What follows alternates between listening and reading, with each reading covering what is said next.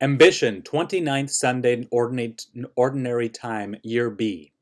In today's Gospel passage, the apostles James and John asked Jesus to seat them to his right and to his left. In other words, to be second to Jesus in ruling over others. Perhaps James and John were wishing that Jesus could become a king, and they could become his principal ministers in his realm.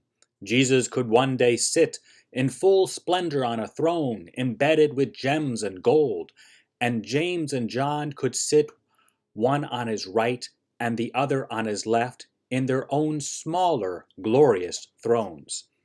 Jesus responded to their ambitious request with, "You do not know what you are asking." Why did Jesus say this? One way to interpret his words is to identify the cross that Jesus was crucified on as his earthly throne from which he ruled. Therefore, James and John, without knowing it, were asking Jesus for the privilege to be crucified to his right and to his left, since the cross was the throne that Jesus ruled from, as Brant Petrie explains. Jesus responds to James and John's ambitious request by asking them, "Can you drink the cup that I drink, or be baptized with the baptism with which I am baptized?" Once again, we can interpret this question of Jesus with respect to Jesus' crucifixion. On the cross, Jesus drank from a sponge that was soaked with sour wine taken from a nearby bowl to alleviate his thirst. The cup that Jesus drank from when on his throne, when ruling from his throne, which was his cross, was therefore a bitter cup, a cup of suffering, not a cup of earthly glory and earthly delight. The baptism that Jesus refers to can also be interpreted with respect to the cross upon which Jesus died on. As Petrie explains, water was and is associated both with life and with death. Water gives life, but also water can easily take life away, especially when we are immersed in water and drown. The baptism that Jesus received when on his throne, which is the cross, was death. As we know, James and John were not granted the privilege of ruling one on Jesus' right and the other on his left. Instead, one thief, as Petrie points out, was crucified to the left of Jesus, and another thief was crucified to his right.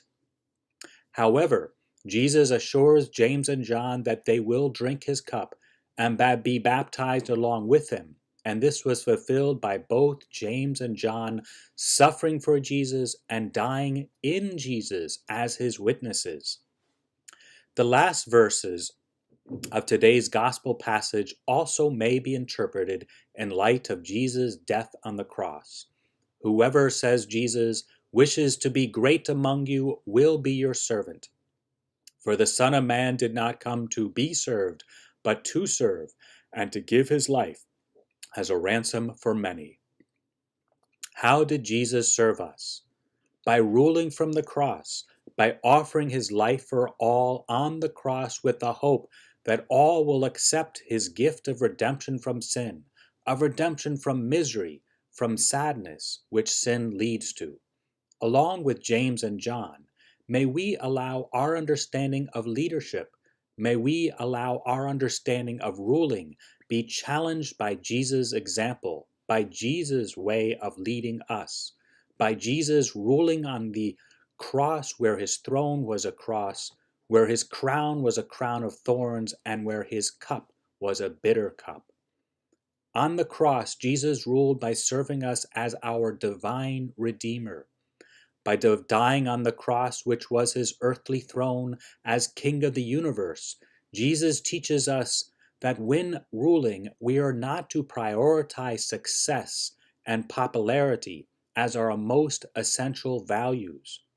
Rather, if we live our leadership as Jesus did on the cross, we are to be willing to sacrifice even success and our popularity to a higher good, the good of eternal truth, that constantly beckons us to order our lives, order our multiple and competing desires that we experience in this life according to God's divine truth, who is Jesus. God bless.